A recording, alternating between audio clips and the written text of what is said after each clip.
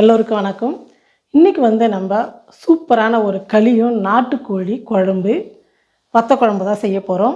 மாப்பிள்ளைக்கு சளி பிடிச்சிக்குதுன்னு சொல்லிட்டு கொஞ்சம் சூப் வச்சு கொடுக்கலான்னு கொஞ்சம் 1 கிலோ நாட்டுக்கோழி வாங்கிட்டு வந்தேன். அதில் ஒரு 1/4 கிலோ எடுத்து இந்த கால் அதெல்லாம் போட்டு சூப் வச்சு கொடுத்துட்டேன். அப்படியே நல்லா காரசாரமாக மிளகெல்லாம் போட்டு மசாலாலாம் வறுத்து அரைச்சி களிக்கு குழம்பு செஞ்சு கொடுத்தா இன்னும் உடம்புக்கு ரொம்ப நல்லாயிருக்கும், கோல்டு பண்ணிடுறதுக்கு அப்படின்னு சொல்லிட்டு சிக்கன் குழம்பு. அங்கே நானும் என்னுடைய பையனை தான் சாப்பிடுவோம் நான்வெஜ்ஜு. பிரியாவும் அப்பா சாப்பிட மாட்டார். இங்கே அதே தான், நானும் மாப்பிள்ளை நான்வெஜ்ஜு, அப்பாவும் பொண்ணு வெஜ்ஜு. அதுக்காக அவங்களுக்கு களிக்கு சூப்பராக ஒரு அருமையான வத்த குழம்பு தான் செய்ய போகிறோம். நாட்டுக்கோழி வச்சு ஒரு அருமையான குழம்பும் களி செய்யலாம் வாங்க. நாட்டுக்கோழி குழம்பு செய்கிறதுக்கு நான் ஒரு 3/4 கிலோ நாட்டுக்கோழி எடுத்துகிட்டு நல்லா கழுவி சுத்தம் பண்ணி மஞ்சள் தூள், உப்பு, மிளகாத்தூள் போட்டு நல்லா ஒரு அரை மணி நேரம் முன்னாடி கலந்து வச்சுட்டேன். இப்போ நம்ம மசாலா வறுத்துக்கலாம். ஒரு பிரியாணி இலை, 2 ஏலக்காய், ஒரு 3/4 ஸ்பூன் மிளகு, 1/2 ஸ்பூன் சோம்பு, ஜாவத்திரி கொஞ்சம், லவங்கம் ஒரு 6, பட்டை ஒரு சின்னதாக ஒரு துண்டு சின்ன சின்னதாக உடச்சிக்கிட்டேன். இப்போ இது எல்லாமே சேர்த்துக்கலாம். தனியா 1 ஸ்பூன். இதை நல்லா வறுத்துக்கலாம். மசாலாலாம் நல்லா வறுப்பட்டுடுச்சு. இப்போ கசகசா சேர்த்துட்டு கலந்து விட்டுட்டு இறக்கி வச்சிடலாம். ஏன்னா இந்த சூட்லேயே கசகசா நல்லா வறுந்துடும். ஒரு 3 ஸ்பூன் எண்ணெய் சேர்த்துக்கிறேன். நாட்டுக்கோழிக்கெல்லாம் நல்லெண்ணெய் சேர்த்துங்க, ரொம்ப நல்லாயிருக்கும். 3 பெரிய வெங்காயம் எடுத்து சும்மா 1-2 மிக்ஸியில் ஒரு சுற்றி எடுத்துக்கிட்டேன். இந்த மாதிரி அரைச்சி எடுத்துக்கிட்டிங்கன்னா நாட்டுக்கோழி குழம்புக்கெல்லாம் கிரேவி மாதிரி கொஞ்சம் திக்காக இருக்கும் குழம்பு. எண்ணெய் காஞ்சிடுச்சு, இந்த வெங்காயத்தை சேர்த்துக்கலாம்.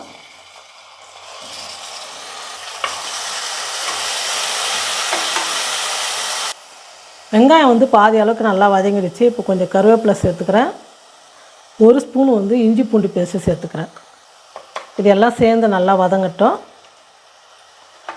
வெங்காயம்லாம் நல்லா வதங்கிடுச்சு. இப்போ நம்ம கலந்து வச்சுருக்கிற சிக்கன் சேர்த்துக்கலாம். நல்லா ஒரு 3 நிமிஷத்துக்கு சிக்கன் நல்லா வதங்கட்டும். பாருங்கள், நம்ம வறுத்த மசாலா நல்லா அரைச்சி எடுத்துக்கிட்டேன். ஒரு 3 நிமிஷத்துக்கு சிக்கன் நல்லா வதங்கிடுச்சு. இப்போ நம்ம அரைச்ச மசாலா சேர்த்துக்கலாம். நாட்டுக்கோழிக்கு மெயினாக இது. ஆமாம், மசாலாலாம் இந்த மாதிரி நம்ம வறுத்து அரைச்சி போடும்போது நல்லா வாசனையாக நாட்டுக்கோழிக்கு ரொம்ப சூப்பராக இருக்கும். நான் நாட்டுக்கோழி 1 கிலோ வாங்கிட்டு வந்ததில் ஒரு 1/4 கிலோ இந்த கால் இதெல்லாம் போட்டு சூப் வச்சு மாப்பிள்ளை கொடுத்தேன். இந்த மீதி இருக்கிறது நல்லா காரசாரமாக செஞ்சு களி செஞ்சு கொடுக்கலாம், கோல்டுக்கெல்லாம் நல்லா இருக்குன்றதுனால தான் இப்போ இந்த மாதிரி குழம்பு செஞ்சுருக்கிறேன். இப்போ 1 நிமிஷத்துக்கு நல்லா வதங்கட்டும். ஏற்கனவே சிக்கனில் நான் உப்பு கொஞ்சம் கலந்து வச்சேன். இப்போ தேவையான அளவுக்கு உப்பு சேர்த்துக்கலாம். அப்படியே ஃப்ரை மாதிரி சாப்பிட்றது நல்லா இருக்கும் போல. சூப்பராக இருக்கும். இப்படியே வறுத்துட்டாவே நல்லாயிருக்கும். நான் சொல்கிறேன், இந்த கடைகளில் ரெஸ்டாரண்ட்லாம் போனால் இந்த மாதிரி தான் காமிக்கிறாங்க.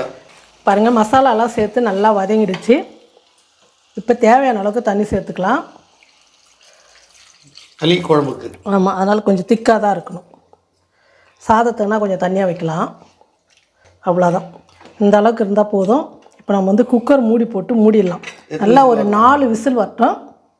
பாருங்கள், குக்கர் வெயிட்டு குறைஞ்சி மூடி எடுத்துகிட்டு ஒரு 2-3 நிமிஷத்துக்கு நல்லா கொதிக்க வச்சுக்கிட்டேன். இப்போ கடைசியாக கொத்தமல்லி தூவிட்டு இறக்கி வச்சிடலாம். ஒரு சூப்பரான நாட்டுக்கோழி குழம்பு ரெடி. களிக்கு ரொம்ப சூப்பராக இருக்கும். இப்போ அடுத்தது நம்ம வத்த குழம்பு செஞ்சுக்கலாம். பருப்பு வத்த குழம்பு செய்கிறதுக்கு ஒரு 2 ஸ்பூன் எண்ணெய் சேர்த்துக்கிறேன். களிக்கு தான் வத்த குழம்பு ஃபஸ்ட்டே சொல்லிட்டேன்ல. எனக்கு உனக்கு பிரியாணி. ஒரு 7 வரமிளகா, 1/2 ஸ்பூன் சீரகம், 1/2 ஸ்பூன் மிளகு, பூண்டு ஒரு 10 பல், ஒரு 2 பெரிய வெங்காயம். இதெல்லாம் நல்லா வதங்கட்டும். நம்ம மிளகு வரமிளகா எல்லாம் சேர்த்ததுக்கப்புறம் துவரம் பருப்பு சேர்க்கணும். நான் மறந்துட்டு வெங்காயமும் பூண்டு சேர்த்துட்டேன்.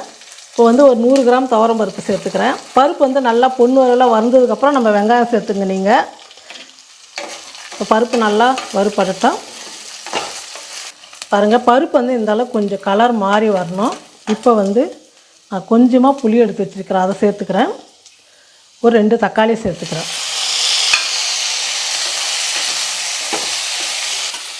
இது கூடவே கொஞ்சம் மஞ்சள் தூள் சேர்த்துக்கலாம். இந்த வத்த குழம்புக்கு தேவையான அளவுக்கு உப்பு சேர்த்துட்றேன். இப்போ தக்காளி எல்லாம் நல்லா வதங்கட்டும். எல்லாமே நல்லா வதங்கிடுச்சு பாருங்கள், வெங்காயம், தக்காளி, பருப்பு எல்லாம். இப்போ தேவையான அளவுக்கு தேவையான அளவுக்கு வந்து தண்ணி சேர்த்துக்கலாம். ஏன்னா களிக்குன்றதுனால கொஞ்சம் திக்காக இருக்கணும், அதனால் ரொம்ப தண்ணி சேர்க்க வேணாம். இப்போ குக்கர் மூடி போட்டு மூடிட்டு ஒரு 3 விசில் விட்டு எடுத்துக்கலாம். ஏன்னா பிரியா வீட்டில் வந்து பருப்பு சட்டி இல்லை, அதனால் வந்து நம்ம இதிலே தான் கடையணும். அதனால் ஒரு 3 விசில் வச்சுக்கலாம். பாருங்கள், குக்கர் வெயிட் வந்து குறைஞ்சிடுச்சு. இப்போ மூடி வந்து எடுத்துக்கலாம். பருப்பெல்லாம் நல்லா வெந்துடுச்சு. இப்போ நம்ம மத்து வச்சு தண்ணி நல்லா எடுத்துட்டு கடைஞ்சிக்கலாம். ஏன்னா இது குக்கர்லேயே கடையிறதுனால வந்து ரொம்ப மசியாது. தண்ணி வடிகட்டிட்டு கடைஞ்சிக்கலாம். பாருங்கள், நல்லா சுட சுட களி செஞ்சு ஹாட் பாக்ஸில் போட்டு வச்சிட்டேன்.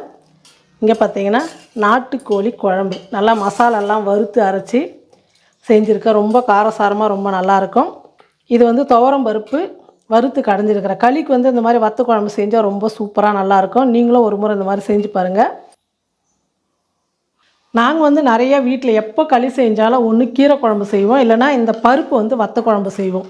ரேஷன் பருப்பு வந்து பெரும்பாலும் வந்து நம்ம காய் போட்டு சாம்பார்லாம் வச்சா கொஞ்சம் வந்து ரொம்ப வெந்துடுச்சுன்னா குழப்பாக இருக்கும். அதே நீங்கள் இந்த மாதிரி பருப்பு வறுத்து வந்து கடைஞ்சிட்டிங்கன்னா ரொம்ப சூப்பராக இருக்கும்.